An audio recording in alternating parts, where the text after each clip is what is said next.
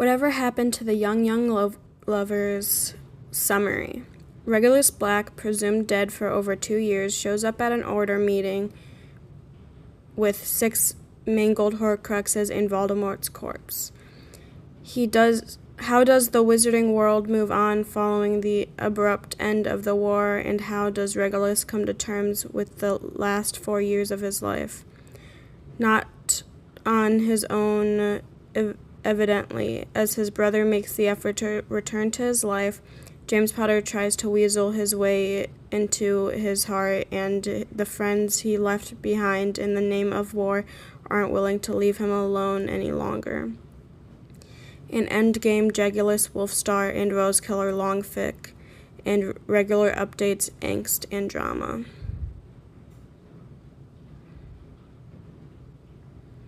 Chapter 1. Prologue. The Second Wizarding War is long. Voldemort never ceases his reign of terror, and nobody is safe, not even the purebloods, whose preservation is one of the things that the Death Eaters are fighting for. Nobody is safe, and those in the Order of the Phoenix know it all too well. First, the McKinnons die, and Dorcas Meadows follows shortly after. She took out 6 Death Eaters in her reckless grief-induced rage, and it took Voldemort himself to kill her in the end. Then the Longbottoms, who, while not dead, aren't exactly living either, rather signed to an indefinite stay at St. Mungo's, too far gone on the Cruciatus curse to remember their names. Thousands of Muggles have died, dragged into a war in a world they didn't know existed, and hundreds of witches and wizards have gotten caught up in the crossfire. Nobody is winning. Relationships are being strained, friendships are falling apart, and there's nothing to show for it. The more Death Eaters they capture or kill, the more Death Eaters Voldemort recruits. Nobody on the light side knows how they find the strength to get up every morning and continue to fight, but they do it anyways. They trust Dumbledore, and they trust that he will see them through to the end of the war and bring them out the other side. They only see one other logical outcome, which is a notion they refuse to entertain. Voldemort will not win. They won't allow it. They deny the fact that without any leads or to follow or breakthroughs in sight, he already is. The first kill is always the hardest, but they barely even blink now. Death is a new part of life. They have no time to grieve their friends or regret the end of their enemies. They're supposed to be the good guys, the side of the light, but everybody is a sinner when it comes to war. Nobody expects salvation to come from one of the devil's greatest. The Order of the Phoenix is having its weekly meeting in the noble and most anxious House of Black when the wards alert them to a new arrival. Ever since Sirius's parents died and his brother went missing 2 years ago, presumed dead, he became the heir in very much a full-circle fashion and offered the use of Grimmauld Place to Dumbledore as a final fuck you to the family that he never regretted leaving. He spends most of his time in his flat with Remus in Camden, but returns to his childhood home every Thursday for the Order of the Phoenix meeting. The wards on Grimmauld Place must be some of the strongest in Wizarding Britain. As the sole Order of the Phoenix member who can modify them, it takes Sirius over an hour for each person to be added. This is why on a Thursday night in late November 1980, Sirius is shocked when he doesn't feel the familiar alert of the arrival of somebody that he's keyed into the wards. Instead, it's like the physical version of a doorbell that alerts everybody to their arrival using air vibrations instead of sound. He knows this because everybody jumps slightly in unison, mere expressions of confusion reflected on every face in the room. "This isn't one of us," Sirius cries out, interrupting Kingsley's Shacklebolt's spiel about the Death Eater raid in Herefordshire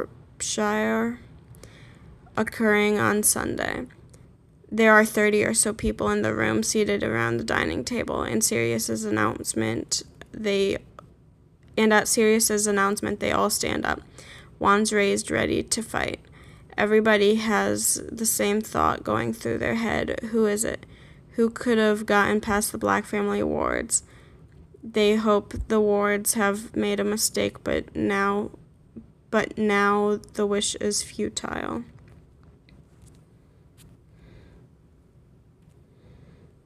The calm and confident sound of boots against wooden floors sounds out down the hallway, and some wands rise in fear while others drop in shock as they see the figure who strides into the room like it's his own.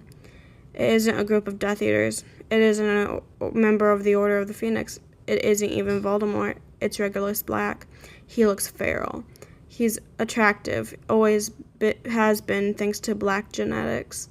But now there's blood dried on his forehead and staining his robes, and his hair is a bit matted, like it hasn't been brushed for days. Sirius swears that he sees a twig in it. Despite that, he's still flawless, and he exudes confidence and power. He looks as though he's just come from a fight. His gait is effortlessly elegant, and he stands at the open end of the table that everyone is seated alongside while Dumbledore sits at the head, the chess master controlling his pawns, unafraid to make sacrifices. Regulus looks entirely unafraid, merely raising a single eyebrow at the hostile welcome. Aleister Moody shoots a stunner at him instantly, which dissipates a few inches before it hits him.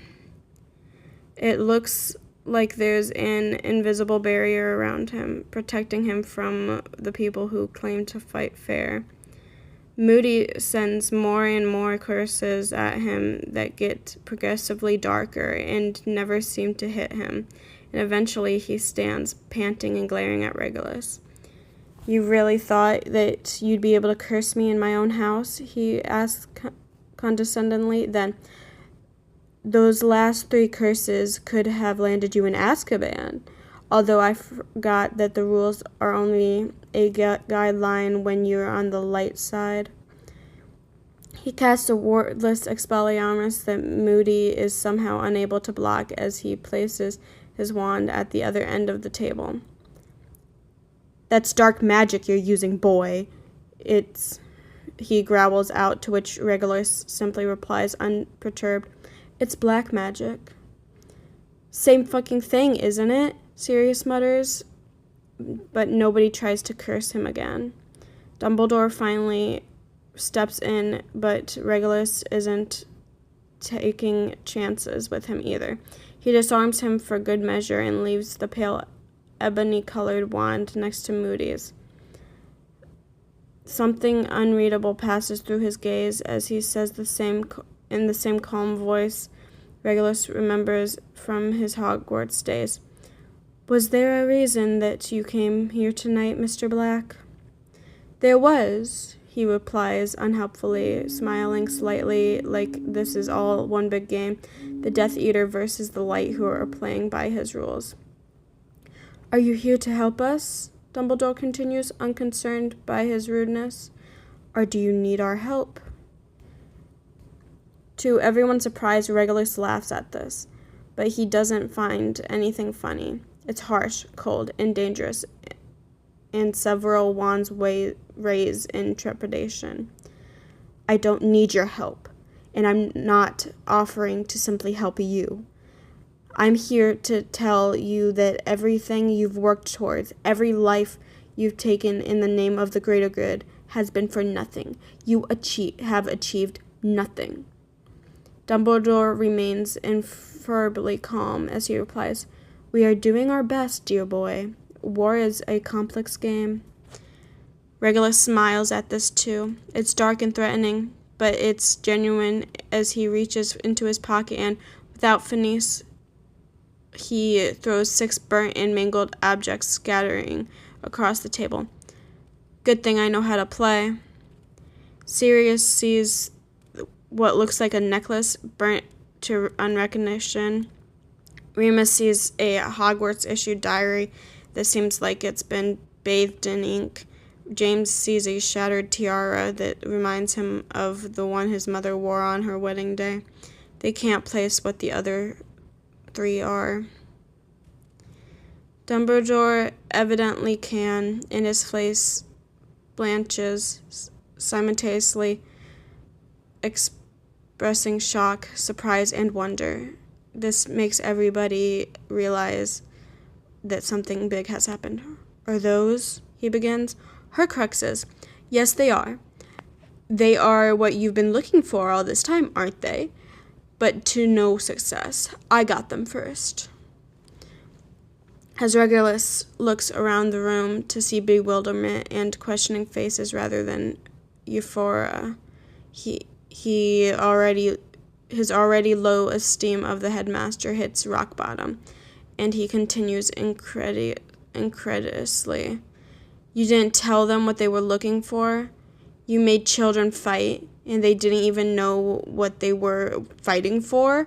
I should have known that you were only in the war for the glory of it. Dumbledore immediately protests this, but Regulus is ready. He doesn't care anymore. It's his game. Dumbledore can crash and burn. Oh, am I mistaken? He asked casually. Are you in this war for love, too? Wouldn't be the first Dark Lord that you fell for, would it? You could hear a pin drop in the silence, but Regulus isn't finished. He's sneering down at Dumbledore's purple and gold robes and says, You're wearing ceremonious robes, not casual robes, gala robes, or combat robes. Fucking ceremonious ones. And what have you got to celebrate apart from thousands of deaths on the losing side? They knew we were fighting to end Voldemort, but the details were too precious to share. Our side is still fighting to win, and there was a spy, you see. Regulus can't stand the way Dumbledore talks down to him like he knows nothing. Snape was your spy, and Pettigrew was Voldemort's. Yes, I do know that, and I know that you knew that too. Who do you think it was who sent you the letters? Whispers break out at this, and Regulus sees glances shooting between the remaining marauders and Snape, who is at the other end of the table. You're not loyal to your Dark Lord? Dumbledore asks, trying to maintain control of the conversation, but Regulus hasn't dropped the bombshell yet. Does it fucking look like it? He asks incredulously, as the air seems to crackle around him with dangerous magic, and with a careless wave of his hand, the disillusionment spell over the table is cancelled, and Lord Voldemort's corpse rests face up on the dining room table. Screams, shouts, and tears are released, but Regulus is calm and collected as he says, You confirm that this is the body? Yes. Yes, Dumbledore answers hoarsely after casting a couple of spells. Good, Regulus replies emotionlessly, and without warning, fiend fire shoots out of his wand, and the people are scrambling away and casting augmenti to no avail as the smell of burnt flesh fills the air. Regulus is entirely unperturbed as he eventually cancels the spell, leaving a pile of ash in the middle of the table. The table is still shocked, and this only manifests as they see the pristine condition of the dining table. The magical prowess that he must possess for it to not have gone out of control is astounding. Bewildered glances are given to him at the violent display of magic, but Regulus carelessly says, "Wouldn't want anyone to be able to use his bones to bring him back to life." He looks around the table and continues, "Now, I would say thank you for all the help you did, but I don't think there was any." He turns around to leave and return to his room when Dumbledore's voice makes him stop. "We're glad to have you on our side, my boy," he says, smiling genuinely. Regulus' ice-cold glaze cuts into him. "I'm not your boy, and I'm not on your side." "So, you are taking over for Tom? How fucking dare he," Regulus thinks. "I didn't end this war just to start another one. I'm not on either of your sides. So realize you did absolutely fuck all, and then get the fuck out of my house. I don't need you here, and I'm not on the dark side or the light side. I'm on my own side." "And what side is that?" Dumbledore asks in the same frustratedly calm voice. Regulus looks him dead in the eyes and says coolly, "The side that won."